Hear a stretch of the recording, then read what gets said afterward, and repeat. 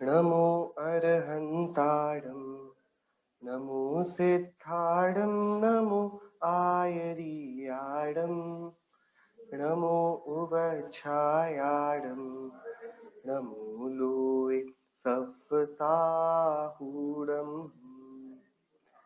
मंगलम भगवान वीरो मंगलम गौतमो गणी मंगलम कुंद कुंदात्यो जैन धर्मोस्तु मंगलम सर्व मंगल्य मांगल्यम सर्व कल्याण कारकम प्रधानां सर्वधर्माणां चैनं जयतु शासनम् चैनं जयतु शासनम् चैनं जयतु शासनम् मोक्षमार्गस्य नेतारं भेत्तारं कर्मभूभृतां ज्ञातारं विश्वतत्त्वानां वन्दे तद्गुणलब्धये वन्दे तद्गुणलब्धये वन्दे तद्गुणलब्धये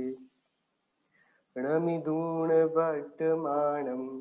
परमपाणं जिणं तिसोत्थेन वोच्छामि रयणसारं सायारणयारधं मीणम्।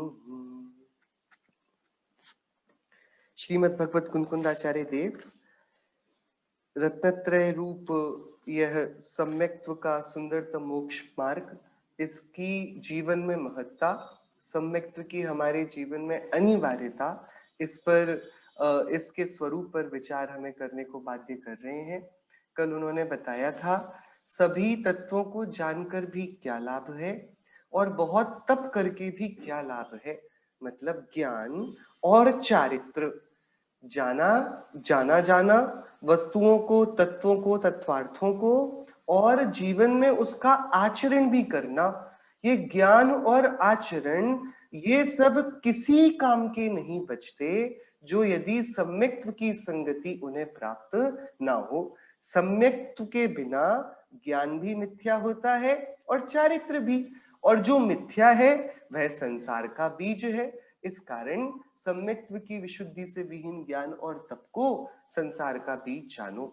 और फिर आचार्य देव ने बताया था व्रत, गुण, शील, परिशय, चारित्र, तप, षड आवश्यक और ध्यान और अध्ययन, ये सब सम्यक्त्व के बिना संसार के भव के बीज कहे जाते हैं। इन्हें सम्यक्त्व के बिना भव का बीज ही मानना चाहिए।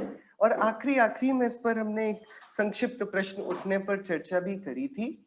यहाँ पर किसी भी रीति से व्रत की, तप की, गुण की, शील की, इनकी बुराई नहीं करी जा रही। इनके प्रति ये हीन आचरण है ऐसा नहीं कहा जा रहा। इनका कार्यकारी होना तभी, अब यदि हम बोले कि हमारे पास बहुत उत्तम बीज है, बहुत बढ़िया बीज है, गजब का बीज है, और इस बीज को हमने उस खेत में लगाया था तो गजब की फसल हुई थी, तो भाई मैं भी वो बीज लेकर आ गया। लेकिन मेरे पास जिस जमीन में उस बीज को बोया जाना है वह यदि बंजर है तो उत्तम बीज मेरे लिए किस काम का है। ऐसे ही ज्ञान और चारित्र तो बहुत उत्कृष्ट बीज हैं, लेकिन इनका सार्थक फल पाने के लिए चाहिए कि हमारी कहीं भूमि बंजर तो नहीं। सम्यक्त्व से भूमि को, हृदय की भूमि को उपजाऊ बनाया जाता है। सो यहां ये नहीं कहा जा रहा कि चारित्र और तप से संसार होता है। चारित्र और तप यदि सम्यक्त्व सहित हो तो संसार की इस जघन रस्सी को सुलझा देते हैं, हमें मुक्ति पथ पर अग्रसर कर देते हैं। पर जो यदि बंजर भूमि पर उत्तम बीज बोएंगे तो देखिए कितनी हानि है। भूमि पर तो उस बीज को कुछ फल दे पाना नहीं है जो उस महंगे बीज को खरीदने के लिए श्रम किया, अर्थ का व्यय किया और इतनी मेहनत करी, पानी दिया, बार बार उसकी सेवा करी। ऐसा यदि किया गया तो अब बताइए वो सारी मेहनत से उस कृषक की हानि हुई या लाभ हुआ? जिसने बंजर भूमि में उत्कृष्ट बीज बोया है, उसका उस उत्कृष्ट बीज को बोया जाना भी उसके नुकसान की ही प्रतिष्ठा है। वो पागल है, उसने व्यर्थ में अपना अर्थ और समय और श्रम ये सब लगा दिया उस क्षेत्र में जहां पर कुछ फल की प्राप्ति होनी ही नहीं थी। तो यहाँ पर ये वाली बात हम एकदम अच्छे से अपने मस्तिष्क में रखें। जिनागम में कहीं पर भी उपदेश नीचे गिरने का नहीं है। यहाँ आचार्य हमको ज्ञान से, तत्व ज्ञान से और चारित्र से परान्मुख नहीं कर रहे। ना ही उनका ये मंतव्य है कि जिन्होंने ज्ञान और चारित्र को, विषयों की संगति को छोड़कर अपने जीवन में ग्रहण किया है, वे जीव इस गाथा को पढ़ ज्ञान और चारित्र को छोड़कर विषयों को ग्रहण कर लें। ये तो अपने आप एक कुल्हाड़ी को अपनी पीठ पर मार देना होगा। तो ये उपदेश विषय लंपटता की अग्नि को पुनः प्रज्वलित करने के लिए नहीं है। ये विषय इसलिए है जो हम ज्ञान अध्ययन करते हो, चारित्र का सेवन करते हो तो शाबाश, बहुत बढ़िया। लेकिन कितना सुंदर हो कि जो अभी सिर पर चट्टानों के भार तुल्य है, अभी जो कष्टप्रद लगता है, उसे हम हृदय का हार बना लें सम्यक्त्व के द्वारा, सम्यक दृष्टि की उपलब्धि करके। इस प्रकार आचार्य देव ने सम्यक्त्व एक मैंडेटरी शक्ति जीव की हृदय में उत्पन्न होनी चाहिए यदि उसको सुख की अभिवृद्धि का उपक्रम करना है। ये वाली बात 121वीं गाथा में थी। अब हम आगे बढ़ते हैं। आचार्य देव और हमें इसी विषय में विचार करने को बाध्य करेंगे। गाथा 122।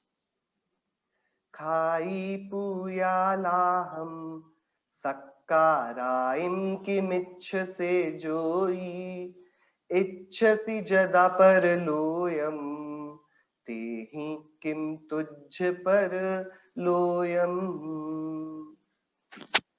क्या बोल रहे हैं आचार्य देव? योगी को बोल रहे हैं। आचार्य देव को अभी बताना है कि निश्चय और व्यवहार रूप सम्यक्त्व और आत्मा के अंतरात्मा, बहिरात्मा, परमात्मा रूप ये तीन अवस्थाएं, इनका जिसको ज्ञान नहीं है, उसका समस्त ज्ञान, चारित्र, आचरण, सत्कार्य वह उसको कुछ लाभ देने वाला नहीं। एक आध दो भव में पुण्य संपदा का छोटी सी भेंट देकर फिर विपुल दुख की सामग्री उसकी प्रतीक्षा में एकदम तत्पर बैठी है। सो आचार्य देव को अब हमें सम्यक पथ की ओर ढकेलना है। आचार्य देव चाहते हैं कि हम कैसे भी करके सत्य मार्ग की ओर झुक जाएं, जागृति को बनाए रखें, किसी भी बहाने से हम गाफिल ना हो जाएं इस रास्ते पर। आचार्य क्या बोल रहे हैं? जोई, हे योगी, यदि यदि परलोयम, परलोक को इच्छसी, चाहता है, यदि तुझे परलोक की इच्छा है, हे जीव, हे योगी, यदि तुझे परलोक की इच्छा है तो खाई पूया लाहम, ख्याति, पूजा, लाभ, सक्काराइम, सत्कार आदि किमिच्छ से, क्यों चाहता है, तेहिम, उनसे क्या, तुझ, तुझे, परलोयम, परलोक मिलेगा। पंडित दौलत राम जी ने तो इनको कुगुरुओं के लक्षण में डाला कि जो अपने तप से, अपने शील से, अपने सत्कार्यों से ख्याति की, पूजा की, लाभ की इच्छा रखता है, जो ख्याति, लाभ, पूजादि चाह, अरे जिसको ख्याति की, पूजा की, लाभ की इच्छा है, वह परलोक की क्यों इच्छा करता है? और जिसे परलोक की इच्छा है उसको ख्याति से, लाभ से, पूजा से, सत्कार से क्या प्रयोजन? परलोक यानी अपवर्ग। परलोक मतलब हम सभी रहते हैं इस संसार में, और इस संसार से इतर एक मुक्तिपुरी में लोक बसता है सिद्धों का, वह। हे योगी, यदि तू अपना उत्थान चाहता है, परलोक को चाहता है, मतलब निर्वाण चाहता है, तो तू इसकी इच्छा करता है ना निर्वाण की। तो देख, इस एक निर्वाण की इच्छा में बहुत सामर्थ्य है। अब तू ख्याति की, लाभ की, पूजा की, सत्कार की इच्छाओं को मत कर। जो तू ये इच्छाओं को करेगा तो फिर तुझे परलोक नहीं मिलेगा। मुक्ति के इच्छुकों को मुमुक्षुओं को यदि संसार के 5 इंद्रिय के विषयों की, यहाँ के ख्याति, पूजा, लाभ, सत्कार की, प्रेम की, इनकी वांछाएं हैं, तो निश्चित है कि उन्हें मोक्ष की वांछा नहीं है। मुमुक्षु यदि संसार सुख चाहे तो वह मुमुक्षु नहीं है। उसने मोक्ष की इच्छा कहां करी? 7 प्रकार के तत्व होते हैं, उसमें से आखिरी तत्व है मोक्ष तत्व। इस मोक्ष तत्व के संबंध में आपको पता है क्या भूल होती है? बताइए, मोक्ष तत्व क्या है? कि जहां पर आत्मा पूर्णतः अपने प्रसिद्ध स्वरूप में स्थित हो जावे, उसके आकुलता का अंश शेष ना रहे, संपूर्ण गुणों की अभिव्यक्ति अपने चरम रूप में उसके प्रकट हो जावे, ये मोक्ष कहलाता है। मिथ्यात्व के बल से अज्ञानी को मोक्ष तत्व संबंधी क्या भूल होती है? क्या भूल होती है? कि वह जो मोक्ष का स्वरूप निराकुलता है, उसे वह इंद्रियों की निराकुलता के रूप में मान बैठता है। क्या होगा भैया मोक्ष में? कि भैया ना पढ़ाई करनी पड़ेगी, ना धंधा करना पड़ेगा, ना परिवार को पालना पोसना पड़ेगा, ना किसी की चिंता, ना किसी का ऋण, ना किसी का दान, ना किसी की पूजा, कुछ भी नहीं। डॉक्टरों से नहीं मिलना पड़ेगा, लॉयर से नहीं मिलना पड़ेगा, कंसल्टेंट से नहीं मिलना पड़ेगा, ना क्रेडिटर से, ना डेटर, किसी से भी कोई काम नहीं। बराबर यही तो मोक्ष होगा ना, जहां भूख का नाम नहीं है, जहां प्यास का काम नहीं है, खांसी और जुकाम नहीं है, आदि व्याधि का नाम नहीं है। ऐसा सबसे सुंदर मेरा धाम है ना, वो वही तो मोक्ष है। कि हाँ, प्रारंभिक रूप में किसी जो हमने देखा था व्यवहारी जीव को, म्लेच्छ जीव को समझाने के लिए मोक्ष कितनी सुंदर वस्तु है ये कह दिया जाता है। बच्चों को पढ़ाते ना पाठशाला में, शुद्धात्म है मेरा नाम, मात्र जानना मेरा काम, मुक्तिपुरी है मेरा धाम, मिलता जहां पूर्ण विश्राम। तो बच्चों को लगे कि मम्मी सुबह जल्दी उठा देती है 6 बजे, मोक्ष में जाके जल्दी नहीं उठना पड़ता होगा, पूर्ण विश्राम मिलता है, दिन भर सोते रहो। ये पूर्ण विश्राम के मायने हैं क्या? यदि ये बोला जाए कि मोक्ष में भूख नहीं लगती इसलिए सुख है, तो ये मानना पड़ेगा कि हम भूख के कारण दुखी हैं, और भूख के कारण तो हम दुखी हैं नहीं ना। प्यास, क्षुधा, ये भूख, ये सब तो शरीर जन्य वेदनाएं हैं। इनसे भेद ज्ञान की औषधि से तुरंत अपने को छुड़ा लिया जाता है। ये जो बाहर की जड़ की अवस्थाएं हैं ना, ये दुख की कारण नहीं बनती। इनमें एकत्व ममत्व बुद्धि होने से जो हमारा अध्यवसान होता है, वो हमें दुखी किया करता है। अपने को शरीर रूप देखना, मानना, ये दुख का कारण होता है। हमारे ये सारे दुख कैसे हैं? बड़े काल्पनिक हैं। हमने अपनी ही मनोवृत्ति में इनकी रचना करी है। हम जिसके साथ एकत्व या ममत्व जोड़ लेते हैं। अभी तक जो घड़ी दुकान में थी, अब मैं खरीद कर लाया, तो दुकान में थी तो गिर गई तो कोई दिक्कत नहीं थी, अब जो पैसे चुक गए और रास्ते पे आते ही गिर गई, अब पीड़ा हुई, मेरी घड़ी नीचे गिर गई। अरे दुकान में जिस घड़ी को हाथ में लिए थे वो भी तो नीचे गिर गई थी, कि वो मेरी थोड़ी थी। मतलब घड़ी के गिरने से दुख नहीं है ना, वो जो दुकान में जाने और उससे बाहर आने में अंतर पता पड़ा। ये अंतर क्या हुआ कि जब गए थे तब बिना घड़ी के गए थे, अब जब आए हैं तो इस अहंकार को लेकर आए हैं कि ये मेरी घड़ी है।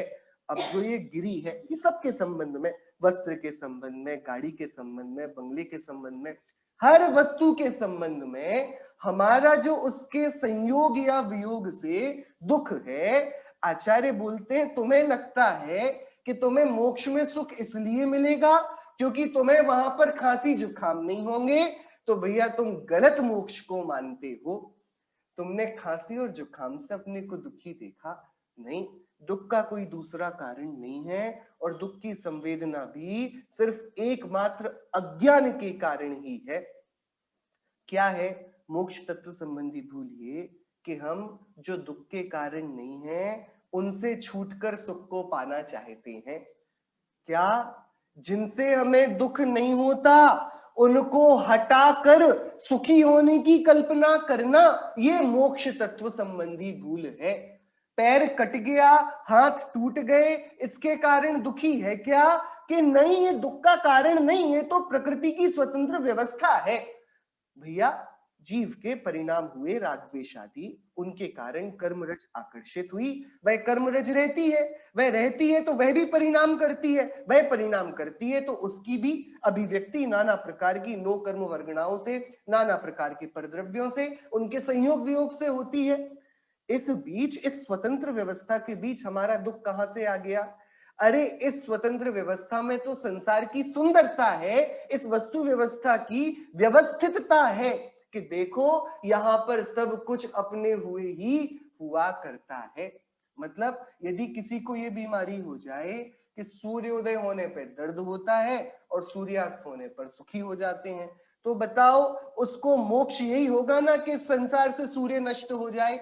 वही मोक्ष है कि ये मुक्ति की ऐसी कल्पना कि हमारे रोग चले जाएं, हमारी सारी की सारी निर्धनता, कुरूपता, अपयश, ये सब विलीन हो जाए, और जब हम एकदम आराम से ठाट बाट से अपनी प्रभुता को लिए बैठेंगे छाती चौड़ी करके, तब हम मानेंगे कि हम मोक्ष सुख में स्थापित हो गए। ये मोक्ष है ही नहीं, ये तो इन सारे निदानों में आ जाएगा। जैसे कोई ख्याति चाहता है, तुम धन चाहते हो, जैसे कोई पूजा चाहता है, तुम यश चाहते हो, जैसे कोई अपना लाभ चाहता है, तुम निरोगता चाहते हो, स्वास्थ्य लाभ चाहते हो। तुम्हारी मोक्ष की परिभाषा, जैसे तुम्हारी दुखों की परिभाषा अज्ञान ने बुनी है, ऐसे ही सुखों की परिभाषा भी अज्ञान ही बुनता है, और ये ही गलती है। आत्म भ्रांति से दुख है, आत्मज्ञान उसका उपाय है। इसके अलावा और जो कुछ भी थ्योरी है, जो कुछ भी हमने सोचा समझा विचारा है, वो सब सुख की मरीचिका मात्र है, उसमें सुख का कुछ अस्तित्व नहीं है। श्रृंगार करने से हम खुश हो जाते हैं, किसी क्षेत्र को घूम आने से हम खुश हो जाते हैं, कि हम कल्पनाएं भले ही करें, लेकिन अंदर में जो जो यत्न हम करते हैं सुख का यत्न सारा हमारा, बहुत विचार करने की बात है, हमारा सारा प्रयत्न किसके लिए है? प्रतिक्षण सुख के लिए। और प्रतिक्षण अनुभूति किसकी है? दुख की। कितना विरोधाभास है, और ये विरोधाभास भी हमको विचार के लिए बाध्य नहीं करता, ये उस मोह राजा का चमत्कार है। प्रति समय सुख को चाहने वाला जीव प्रति समय आकुलता को भोगता है, फिर भी सुख को चाहना नहीं छोड़ता। जब जानता है कि सुख को चाहते चाहते जीवन बीत गया, सुख तो मिला नहीं, आकुलता मिली, हड़बड़ाहट मिली, वेदन दुख का ही मिला, तब भी फिर इस सुख की इच्छा में क्या लाभ है? ये सुख की इच्छा, ये हमारे प्रसन्न होने के लिए, सुखी होने के लिए कोई उपाय नहीं है। तो यदि कोई ख्याति, लाभ, पूजा, सत्कार आदि चाहता है, उसे नियम जानना कि उसे परलोक मिलता नहीं। ये जीवन के कुछ सरल सुलझे हुए मंत्र हैं। हम जिस जिस वस्तु की इच्छा करेंगे, कर्म अपनी स्वतंत्र व्यवस्था के मद्देनजर रखते हुए हमें उस वस्तु का सामीप्य कराने का साहस करेगा, लेकिन उस साहस की कीमत बहुत लंबी है। तत्काल तो अंतराय बंधेगा, जितना चिर संचित पुण्य सत्ता में पड़ा है, वह उस स्तर पर आकर बहुत कुछ पाप रूप संक्रमित होगा, और बहुत लंबे काल बाद उस वस्तु की उपलब्धि तो हो जाएगी, लेकिन उसके पीछे हमने कितनी बड़ी कीमत चुका दी है, श्रम की, विकारी परिणामों से नवीन आश्रय बंध की, और अपने दुर्दैव की। ये हम कल्पना के बाहर की बात है, हम सोच नहीं पाते। ये वो है कि भैया हिडन कॉस्ट, हमको पता ही नहीं पड़ता कि हमने इतनी कीमत को चुकाकर, दिन रात रोकर बच्चे ने जो खिलौना मांगा है ना, अब वो दिन रात, अपन हट्टी बालक की कहानी बचपन में सुनते आए हैं, हट्टी बालक, उसको क्या चाहिए कि छोटा लड्डू मिल गया उसको, अब बचा ही नहीं था कोई दूसरा, मुझे बड़ा लड्डू चाहिए। तो क्या किया जाए कि हम नहीं, छोटे लड्डू से हम भाई संतोष नहीं रख पाएंगे, ठीक है, तो क्या करोगे कि अब उसकी परिणति ही ये हुई, मैं सबसे नाराज हो जाऊं, घर के उस एकांत कोने में बैठ जाऊं जहां पर देखकर सबको मेरी निराशा को देखकर, मेरे टूटे हुए हृदय को देखकर मुझ पर दया संवेदनाएं आ जाएं। बैठ गया वो कि लोग मनाने उसको पहुंचे, कोई और मनाने तो नहीं आया, एक बिच्छू प्रकट हुआ और उस बिच्छू ने उसको काट लिया। जो बड़ा लड्डू चाहता है उसको हम प्रगट में देखते हैं मिलने को, क्या मिलता है कि एक लड्डू का तो लाभ नहीं, वस्तु का तो लाभ नहीं, किसी बिच्छू का दंश उसको मिल जाता है। ये प्रत्यक्ष में कर्मों का गणित है। जो जीव जो जो चाहता है प्रकृति वो उससे दूर करती है, बिल्कुल उसको इस क्या बोले, इस भुलावे में छलावे में रखती हुई, इस पूरी दुराशा में बनाए रखती हुई कि नहीं तू मेहनत कर, तुझे क्यों नहीं मिलेगा, चाहने से तो कुछ भी मिल जाता है, तू कर, देखो उसने चाहा उसको मिला, उसने चाहा उसको मिला। ये सब मोह राजा का बहुत विकट, सुनियोजित, सुव्यवस्थित, जीव राजा को अनादि से छलने का जाल है। सो जो कुछ भी चाहता है वह मुक्ति को नहीं चाहता, जो मुक्ति को चाहता है वह कुछ भी नहीं चाहता। पूछ लिया गया तत्काल प्रश्न आचार्य देव से कि आचार्य, ख्याति, पूजा, लाभ, सत्कार यदि कोई सदाचरण करेगा तो सहज में ही उसको प्राप्त होने वाले हैं। तो जो मिलना ही है पुण्य का अनुष्ठान करके, धर्म को करने वाले की ख्याति होती है, धर्म के करने वाले के पूज्यपना होता है, धर्म के करने वाले का सब प्रकार से लाभ ही लाभ है, बहुत सत्कार है। तो धर्म का फल तो प्रगट में यही है ना धर्म का फल। जो धर्माचरण करता है उसकी ख्याति होती है, जो धर्माचरण करता है उसकी पूजा होती है, जो धर्माचरण करता है उसके लाभ होता है, जो धर्माचरण करता है वह आदर के योग्य बनता है। ये वाली बात में तो हमें कोई, किसी को भी इसमें कोई शंका नहीं है। धर्म के फल में ये जीव स्वयं ही प्रशंसनीय, पूजनीय बन जाता है। पक्की बात, कोई बात इसमें तो गड़बड़ी की नहीं, यहां तक तो बिल्कुल बनी हुई बात है। कोई सदाचरण करे, धर्म का अभ्यास करे, ख्याति, पूजा, लाभ, सत्कार तो मिलते ही है। तो शिष्य ने आचार्य से पूछ लिया, जिस धर्माचरण का फल ही ख्याति, लाभ, पूजा चाह है, आप उसकी इच्छा करने से क्यों मना करते हो? इसकी इच्छा का परहेज हम क्यों करें, जबकि हमको पता है कि मिलना यही है। तीर्थंकरों को ख्याति मिली या नहीं मिली? ऐसी ख्याति मिली, स्वर्ग से देवों का तांता मध्यलोक में लग गया। तीर्थंकरों को पूजा मिली कि नहीं मिली? अरे उनके गर्भ कल्याणक की पूजा हुई, जन्म कल्याणक की पूजा हुई, उन्होंने तप लिया तो तप की पूजा हुई, उन्होंने जो किया पूजनीय बन गया, पूजा भी मिली। उनको लाभ हुआ कि नहीं, कि अरे चैतन्य की समस्त रिद्धियों का तो लाभ हुआ ही, बाह्य वैभव देखें तो समव शरण की विभूति का लाभ हुआ, 100 इंद्रों के दासत्व का लाभ हुआ, क्या नहीं हुआ उनको? ये भी हुआ। क्या उनका सत्कार नहीं हुआ? कि भक्तामर प्रणत मौलि मणि प्रभाणा मुद्योतकम दलित पाप तमो वितानम सम्यक प्रणम्य जिन पाद युगम युगादा वालंबनम भवजले पतताम जनानाम। 100 इंद्रों के मुकुट उनकी सेवा सत्कार में, उनके चरणों में झुके हुए हैं। तो बताओ, तीर्थंकरों को उनके धर्म का क्या फल मिला? ख्याति मिली, पूजा मिला, लाभ मिला, सत्कार मिला। आचार्य कुंदकुंदेव, यदि मैं भी ख्याति, लाभ, पूजा चाहता हूं तो धर्म के फल को ही तो चाहता हूं, इसमें क्या दिक्कत है? आप इसका निषेध करके ऐसा क्यों कहते हो कि जो ख्याति, लाभ, पूजा, सत्कार को चाहता है उसका उत्थान नहीं होगा, उसे मुक्ति की प्राप्ति नहीं होगी, वह परलोक को प्राप्त नहीं होगा। परलोक भैया वो नहीं समझे हम कि परलोक सुधार गए, वो परलोक तो मृत्यु है। और परलोक जाने वाला परलोक सुधार जाने, देखिए हम यहाँ दो ही बातें बोलते हैं भैया, उनका परलोक गमन हो गया है या वो स्वर्गवासी हो गए हैं, बराबर। क्योंकि इनमें बहुत ही ज्यादा पॉलिटिकली करेक्टनेस है। अब कोई मरकर नरक गया हो तो नरकगामी हो गए, नरकवासी हो गए, ये कहने की, भले ही हमने देखा हो कि बहुत ज्यादा अच्छे परिणामों से मरण ना हुआ हो, जीवन में बहुत अच्छा आचरण ना रहा गया हो, फिर भी यदि कोई मरण को प्राप्त होता है तो लौकिक शिष्टाचार तो यही है कि वह स्वर्गवासी हो गए। स्वर्गवासी बोलना ये दूसरी विधाओं का, दूसरे अन्य पंथों की एक ये लौकिक व्यवहार है, क्योंकि उनके में स्वर्ग जाना ही जीवन की साधना की पूर्णता है। स्वर्ग कहो, वैकुंठ कहो, भगवान के चरणों की सेवा में पहुंच जाना कहो, सिद्धि का लाभ कहो, कि देव बन जाना ही जगत के बहुत सारे धर्मों को उनका मोक्ष स्वर्ग में ही हो जाता है, तो स्वर्गवासी।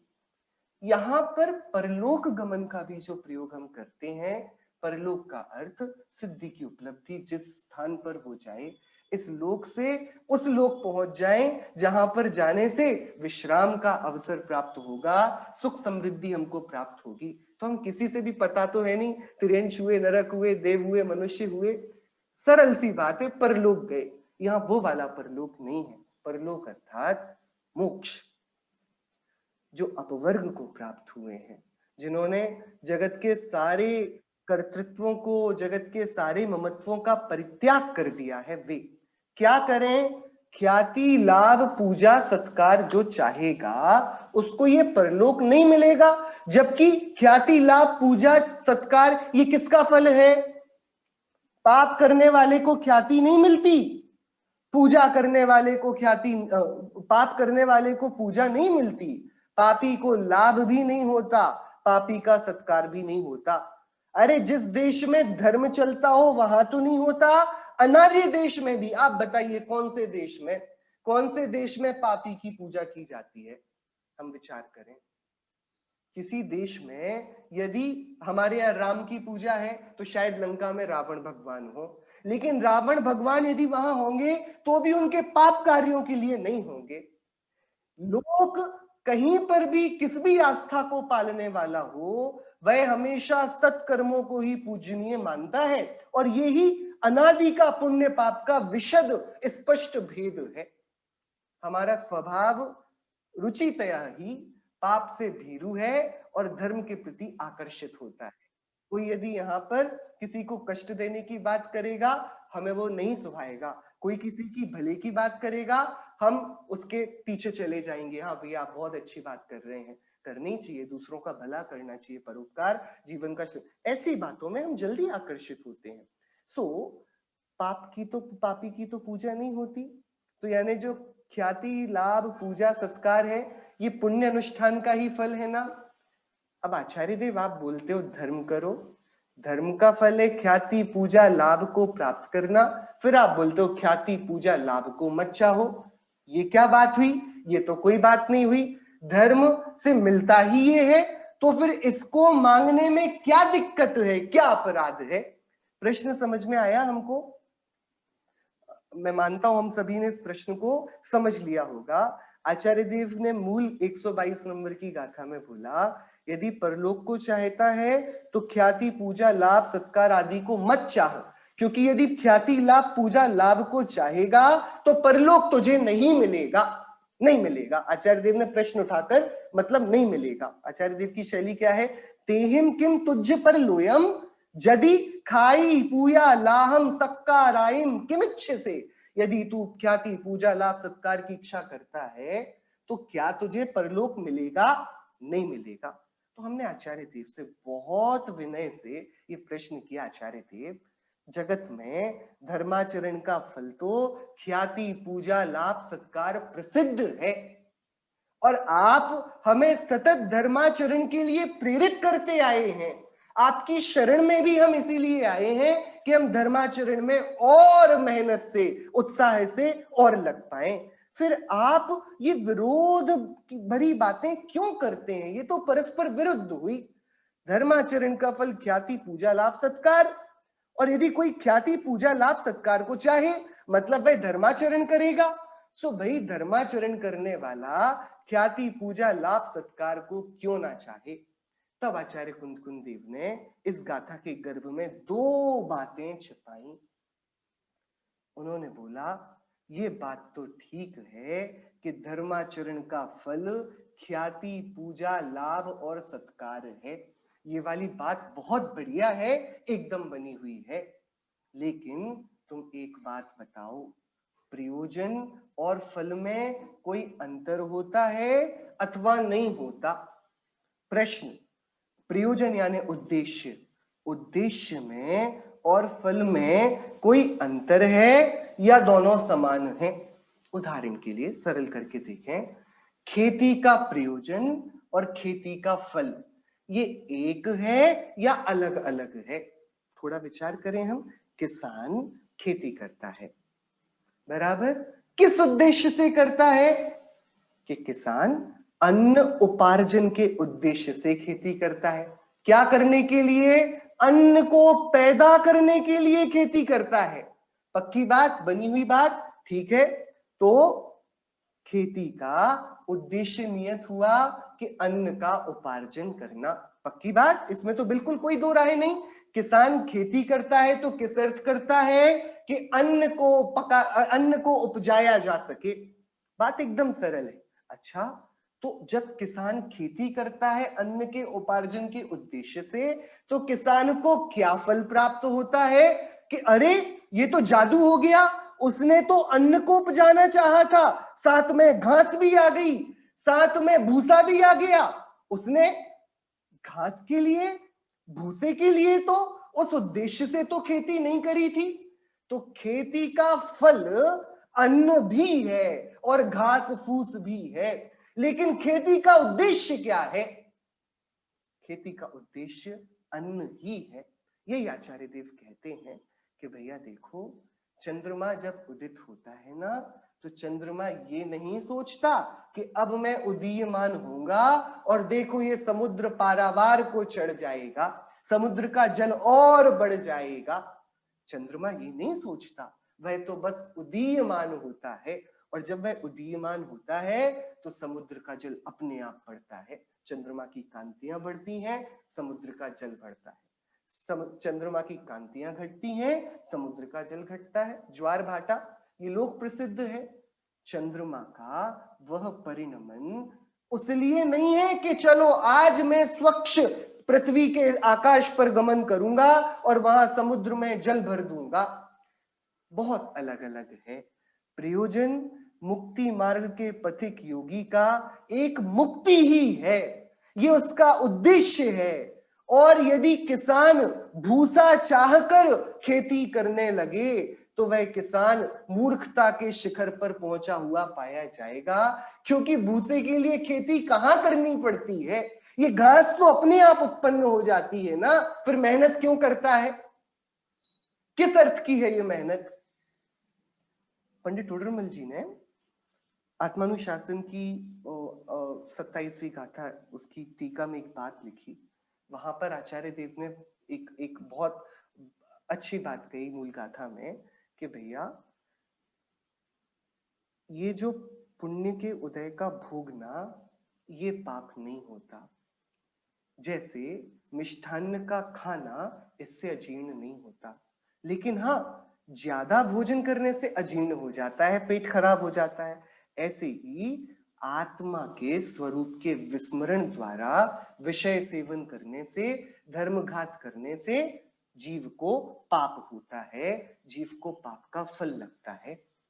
और यही वाली बात हम सभी दोहराते हैं बार बार। बीज राख फल भोग वे, जो किसान जग माही, त्यों चक्री नृप सुख करें, धर्म विसारे नाही। कि अरे पुण्य संपदा के भोगना अपराध होता तो चक्री नृप तो सुख करते हैं, लेकिन कंडीशन क्या है? कि जैसे किसान सुख करता है, कैसे करता है? कि वह बीज को सुरक्षित रख ले और फिर आनंद से रहे। ऐसे ही इसी रीति से चक्रवर्ती धर्म को सुरक्षित रख लेते हैं और फिर विपुल पुण्य सामग्री को भोगते हैं। तो उनका विपुल पुण्य सामग्री को भोगना वह पाप नहीं कहलाता। इसकी टीका पर पंडित टोडरमल जी ने तर्क दिया। उन्होंने बोला, यदि विषय सेवन से पाप हो तो भोग भूमि के जीव नरकों को जाएं, पर भोग भूमि के जीव जिनका जीवन ही भोगों को भोगने के लिए है, वे तो स्वर्गों को जाते हैं। तब टोडरमल जी ने एक गंभीर बात कही कि अरे कोई धर्माचरण यदि स्वर्ग जाने के लिए करे, मुनिराजों की बात थी वहां पर, तो उसे वह स्वर्ग आदि की उत्पत्ति तो घर पर बैठे बैठे ही संभव है।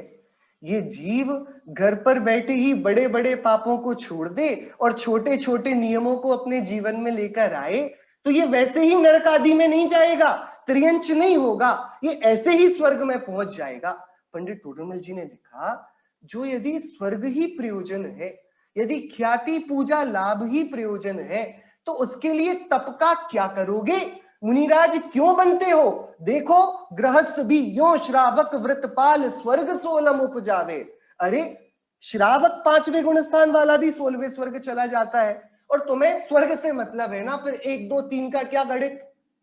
पहले स्वर्ग में जाओ, कहीं जाओ, आनंद से रहो। कि यदि तुम्हें ये ही बातें चाहिए तो धर्माचरण के लिए ये नहीं है।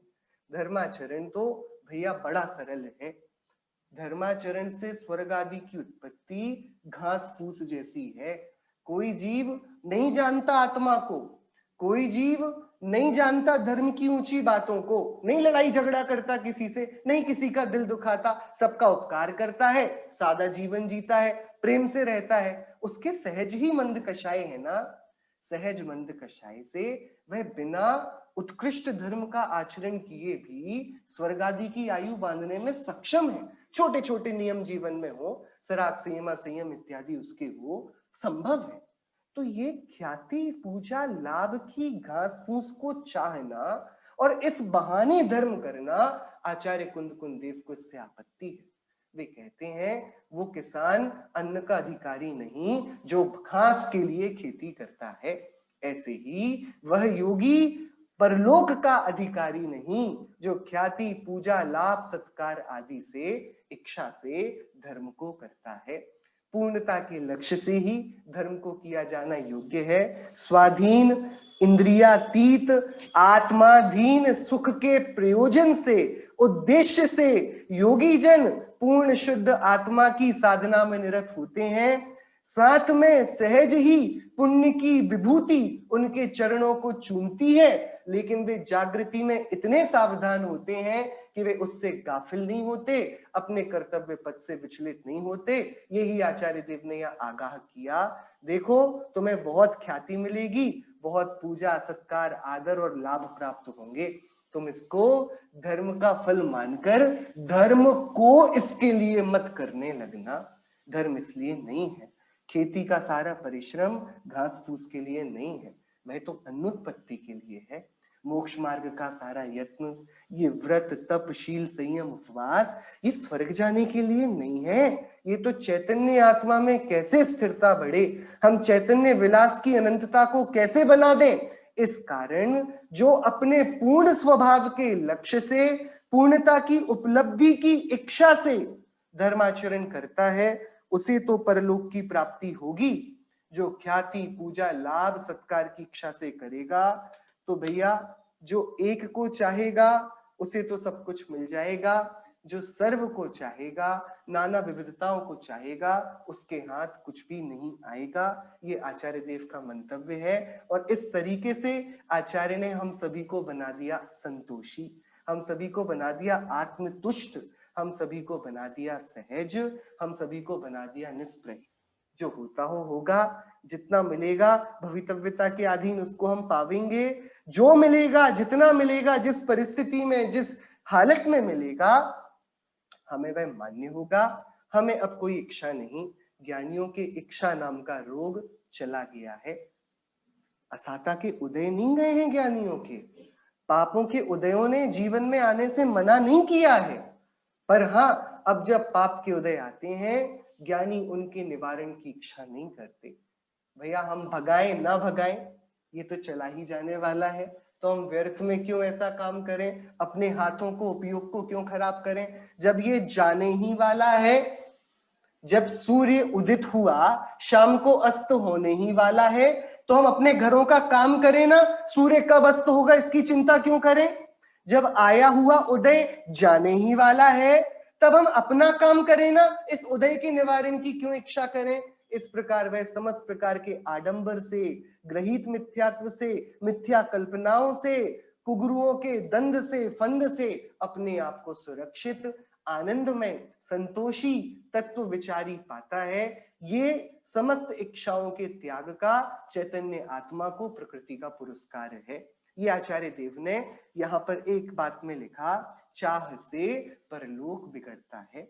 हाँ ये बात सही है कि यदि प्रयोजन अच्छा है, सम्यक प्रयोजन है हमारा, तो हमें उसके साथ सहज में ही पुण्य की संपदा प्राप्त होगी। ये बात ठीक है, लेकिन वह पुण्य की संपदा को हम धर्म का फल ना माने, वह तो आश्रव और बंध का ही फल है। धर्म संवर निर्जरा रूप है। मोक्ष तत्व, चैतन्य तत्व, जीव तत्व की आराधना लक्ष्य से वह प्रकट किया जाता है। धर्म का फल कर्मोदय नहीं हो सकता, धर्म का फल कर्म की निर्जरा ही है। जिस धर्म के फल में कर्म का उदय प्राप्त हो वह व्यवहार से धर्म कह दिया जाता है, निश्चय से वह धर्म नहीं, आश्रव बंध का ही फल है। ये वाली बात स्पष्ट रूप से सात तत्वों के स्वरूप के अंतर्गत हम सभी के हृदय में प्रत्यक्ष स्पष्ट होनी आवश्यक है।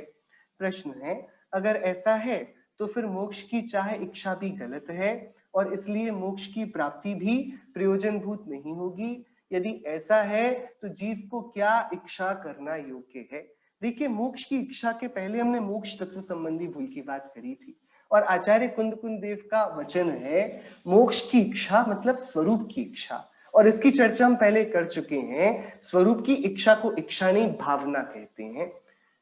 भावना, सो जब हमारे स्वाधीन एक चैतन्य स्वरूप के अंतर्गत इच्छा का हम प्रयोग करेंगे तो इच्छा का प्रकार बदल जाएगा। वह इच्छा क्या कहलाएगी? भावना कहलाएगी। इच्छा और भावना में कोई अंतर, हम ये चाहते हैं कि आप स्वस्थ हो जाएं, हमारी ये इच्छा है कि आप स्वस्थ हो जाएं, हमारी ये भावना है कि आप स्वस्थ हो जाएं। तीनों वाक्यों का अर्थ तो प्रायः एक ही है, लेकिन भावना का जैसे ही हम नाम लेते हैं उसमें निरंतरता है, उसमें आत्मीयता है, उसमें प्रयोजन की साधकता होने का बल है। इसलिए दिगंबर आचार्यों ने अनुप्रेक्षाओं को, भावनाओं को आत्मोत्थान के इस पथ पर सर्वोपरि रखा है। ये भावनाओं का ही बल है जो इस जीव के पुरुषार्थ की लौ को जलाए रखता है, हमें सम्यक मार्ग पर लगाए रखता है। सो मोक्ष कोई पर वस्तु नहीं है, और आचार्य देव मोक्ष की इच्छा को यहां ठहराकर आगे सिद्ध करेंगे जब तीन प्रकार की आत्माओं की चर्चा करेंगे। बहिरात्मा, अंतरात्मा, परमात्मा, बस कुछ ही गाथाओं बाद तीनों प्रकार की आत्माओं का स्वरूप विस्तार से आचार्य देव हमको बताएंगे। सो ये बोलना कि मुझे मोक्ष चाहिए, ये बोलना है कि मुझे अरिहंत होना है, ये बोलना मुझे मोक्ष चाहिए, ये बोलना है कि मुझे सिद्ध होना है, ये बोलना कि मुझे अरिहंत और सिद्ध होना है, ये बोलना है कि मुझे शुद्ध स्वरूप में स्थित होना है, ये बोलना कि मुझे शुद्ध स्वरूप में स्थित होना है, ये बोलना है कि मैं शुद्ध स्वरूप हूं ना तभी तो स्थित होऊंगा ना, कि ये सब एक रूप से मोक्ष की इच्छा वह अरिहंतों का, सिद्धों का ध्यान है। पिंडस्थ, पदस्थ इत्यादि नाम से धर्म ध्यानों में उसकी गणना है। अरिहंत, सिद्ध, आचार्य, उपाध्याय, साधु, परमेष्ठी, ये पांचों ही आत्मा की ही पर्याय हैं। सो जब कोई बोले कि मोक्ष की इच्छा, तो वह इस परवस्तु की इच्छा नहीं, स्वरूप की ही इच्छा है, स्वरूप के पूरे गुणों की अभिव्यक्ति है। हाँ, यदि कोई ये बोले कि अरे झंझटें जल्दी छूटें, हम ये दंड फंद को छोड़ के मोक्ष में जाएंगे, उसके मोक्ष तत्व संबंधी भूल है।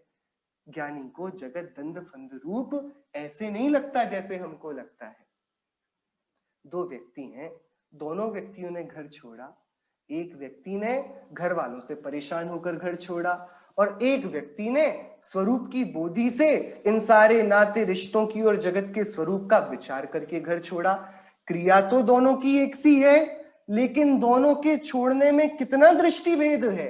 ऐसा ही मोक्ष के स्वरूप को जो नहीं जानते, उनकी मोक्ष इच्छा वह ख्याति, पूजा, लाभ की ही इच्छा है, और जो चैतन्य के स्वरूप को और आत्मा की तीनों अवस्थाओं के अंतर्गत आत्मा की संसार अवस्था को, आत्मा की साधक अवस्था को और आत्मा की सिद्ध अवस्था को, मुक्त अवस्था को जानते हैं, उनके मोक्ष की इच्छा यानी पूर्णता की इच्छा है, स्वरूप की भावना है।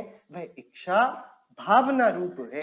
दिन रात मेरे स्वामी मैं भावना ये भाऊं, देहांत के समय में तुमको ना भूल जाऊं, तुमको ना भूल जाऊं। क्यों भैया, स्वामी को याद करके क्या कर लोगे कि अरे हमें तो लगा के चलो इनके प्रिय भगवान है, जीवन भर इस प्रतिमा की पूजन करी है, ये वाले मंदिर में आए गए हैं तो इनको बड़े प्रिय होंगे। नहीं भैया, ये समाधि भावनाएं हैं। दिन रात मेरे स्वामी में भावना ये भाऊं, देहांत के समय में तुमको ना भूल पाऊं।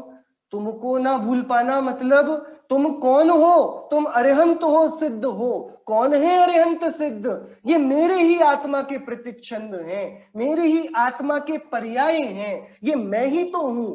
ये भावना भाना कि मैं देहांत के समय भगवान को ना भूलूं, ये भावना है मैं भगवान के समय चैतन्य आत्मा को, देहांत के समय चैतन्य आत्मा का विस्मरण ना करूं।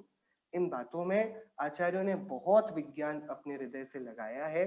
आगे की गाथाओं में इन सारी बातों का और विस्तार से आचार्य देव हम सभी को समाधान देंगे, लेकिन इतनी बात हम नियत रखें, पर द्रव्य की इच्छा जैसी होती है अज्ञान दशा में, मोक्ष की इच्छा ज्ञानियों की उससे जुदी है, वह पूर्णता की इच्छा है।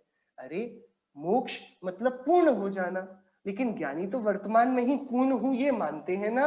लेकिन क्या करें, जिसने अपने बच्चे की फोटो देख ली है दूर विदेश में, देख ली है, उसकी सहज में थोड़ी इच्छा तो होती है हम इससे कब मिल लें, अच्छे से मिलेंगे, गोदी में लेंगे, प्रेम करेंगे। जिसने अपने स्वरूप का आंशिक वेदन किया है, सहज है उसको स्वरूप के पूर्ण वेदन का बहुत लोभ, बहुत लालच, या कहें उसकी बहुत भावना है। ये ज्ञानियों की हुआ करती है। कुंद आचार्य देव कह रहे हैं हम स्वरूप के बाहर कुछ भी ना चाहें और स्वरूप का कुछ भी ना छोड़ें जो हमसे अप्राप्त रह जाए, और इसी भावना से वे हमसे कह रहे हैं परलोक का लाभ, सिद्धि का लाभ, मुक्ति का लाभ हम सभी को प्राप्त होगा। हम अपना उद्देश्य पूर्णता का रखें और फल पर दृष्टि ना रखें, फल तो उसका पूर्ण रूप में सिद्धत्व प्रकट होगा ही। इसी मंगल भावना से जिनवाणी स्तुति। धन्य धन्य है घड़ी आज की जिन धुनि श्रवण परी, तत्व प्रतीति भई अब मेरे मिथ्या दृष्टि तरी। जड़ते भिन्न लखी चिन्ह मूर्ति चेतन स्वरस भरी, अहंकार ममकार बुद्धि पुण्य पर मैं सब परिहरी। पाप पुण्य विधि बंध अवस्था भासी अति दुख भरी, वीत राग विज्ञान भावमय परिणत अति विस्तरी। चाह दाह बिन सी बरसी पुनि समता मेघ झरी, बाड़ी प्रीति निराकुल पद सो भाग चंद हमरी। धन्य धन्य है घड़ी आज की जिन धुनि श्रवण परी, तत्व प्रतीति भई अब मेरे मिथ्या दृष्टि तरी। तो भाई